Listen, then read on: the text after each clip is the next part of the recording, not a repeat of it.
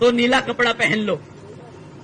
अभी तक इन्होंने कॉन्स्टिट्यूशन की किताब लेके घूमे, अब इन्होंने टी शर्ट और वो पहन लिया, साड़ी पहन ली नीली।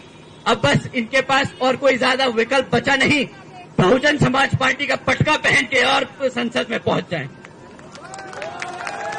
क्योंकि ये जानते हैं साथियों, ये जानते हैं सबकास्ट कैटेगराइजेशन में जो रिजर्वेशन की बात आई, उस पे वो चुप्पी साधे बांधे रहे, उस पे उनसे एक बार भी उस पर उनसे टिप्पणी नहीं करी गई।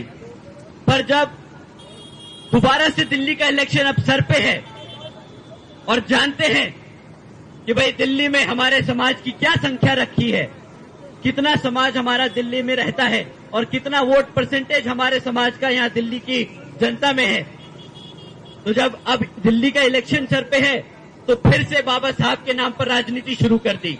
अब उन्हें नीली टी शर्ट दिखाई दे रही है, अब उन्हें नीली साड़ी दिखाई दे रही है, अब उन्हें बाबा साहब का अपमान दिख रहा है। 70-75 सालों से जब तक ये राज करते रहे तब तो बाबा साहब को इन्होंने सम्मान नहीं दिया, तब तक तो इनको नहीं लगा कि बाबा साहब का जो कॉन्स्टिट्यूशन है उसको पूरी तरीके से इम्प्लीमेंट करें, रिजर्वेशन को लागू करें। पर अब जब इनकी मजबूरी बन गई है हमारा बहुजन समाज, तो इन्हें बाबा साहब याद आ रहे हैं।